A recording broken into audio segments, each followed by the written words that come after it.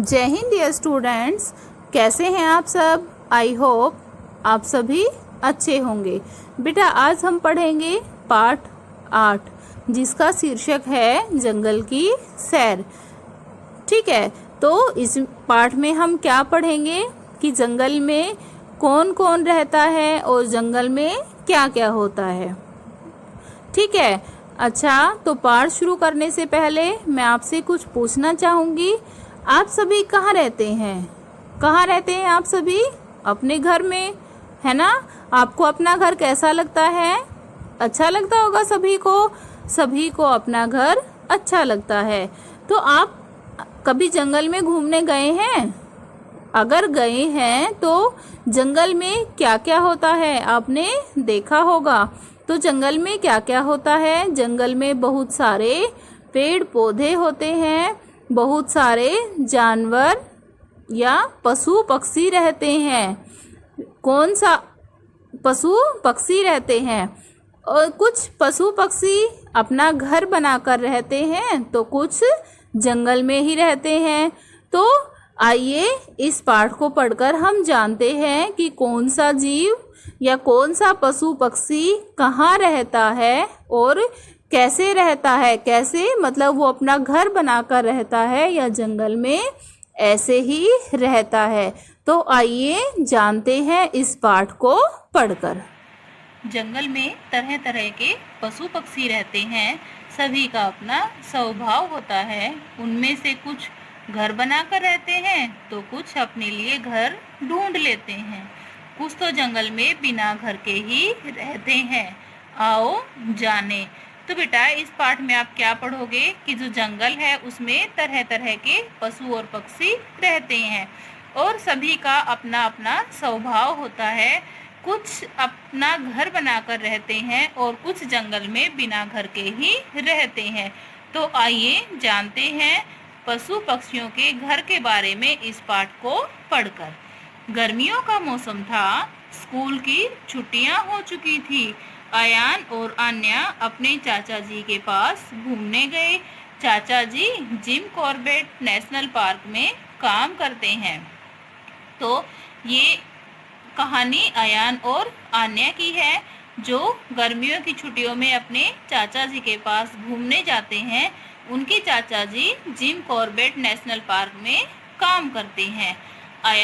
अयान कहता है, चाचा जी कल आपने जंगल की सैर कराने की बात कही थी। चाचा जी कहते हैं, हाँ बस गाड़ी आती ही होगी। आन्या, चाचा जी जंगल में कौन कौन रहता है? चाचा जी थोड़ा धीरज रखो, तुम्हें आज पता चल जाएगा कि जंगल में किस किस का घर होता है।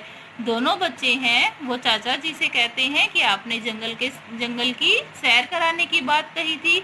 तो चाचा जी उनसे कहते हैं कि हाँ अभी गाड़ी आती ही होगी। फिर जो आन्या होती है वो अपने चाचा जी से पूछती है कि जंगल में कौन कौन रहता है। तो उनके चाचा जी कहते हैं कि थोड़ा धैर्य रखो, आज तुम्हें पता चल जाएगा कि जंगल में किस किस का घर होता है। अयान, आन्या, हाँ चाचा जी बहुत मजा आएगा, जंगल देखने का हमारा बहुत मन है। फिर अयान और आन्या क्या कहते हैं कि हाँ चाचा जी जब हम जंगल में घूमने जाएंगे तो हमें बहुत मजा आएगा क्योंकि जंगल देखने का हमारा बहुत मन है। दोनों बच्चे चाचा जी के साथ गाड़ी में सैर करने चल पड़े। जल्दी ही गाड़ी जंगल में पहुंच गई। दोनों बच्चे क्या करते हैं, चाचा जी के साथ गाड़ी में चले जाते हैं और जल्दी ही गाड़ी जंगल में पहुंच जाती है। चाचा जी, बच्चों ये जंगल अनेक प्राणियों का घर है कि ये जो जंगल है ये बहुत सारे प्राणियों का घर है। आन्या, हम भी तो घर में रहते हैं। फिर आन्या कहती है कि चाचा जी हम भी तो घर में रहते हैं। चाचा जी, हाँ हम अपने लिए ईंट पत्थर सीमेंट से घर बनाते हैं। फिर आन्या के चाचा जी कहते हैं कि हाँ बेटा हम घर में रहते हैं, लेकिन हम अपना घर किससे बनाते हैं? ईंट पत्थर और सीमेंट से बनाते हैं।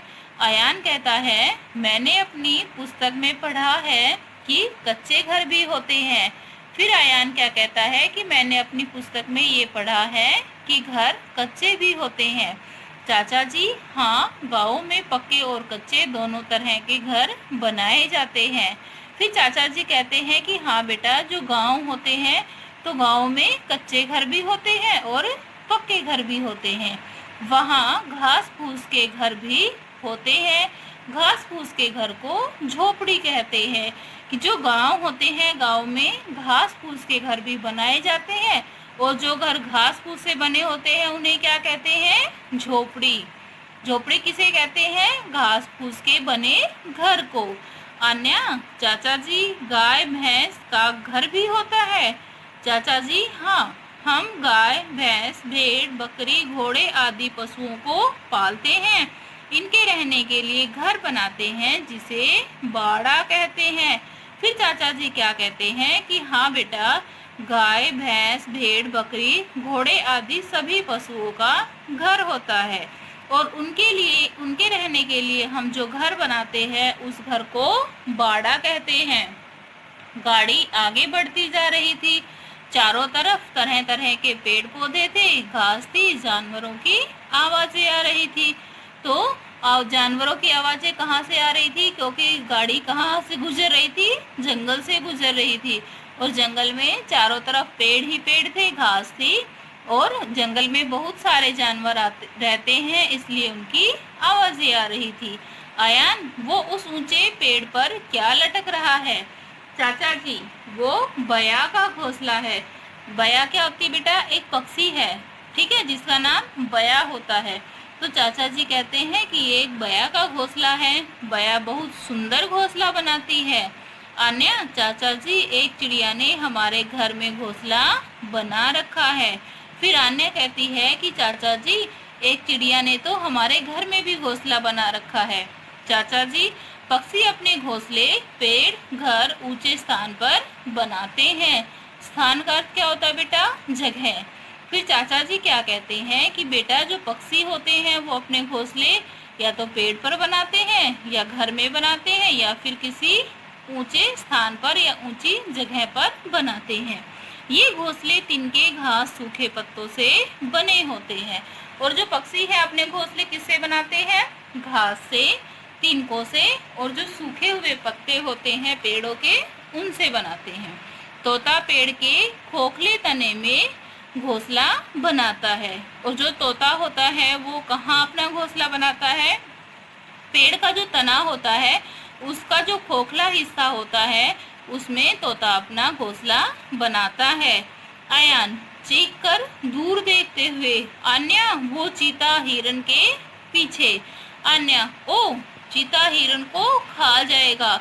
जब आयान चीते को देखता है तो वो एकदम चिल्ला उठता है और कहता है कि आन्या, वो देखो, चीता किसके पीछे भाग रहा है? हिरन के पीछे।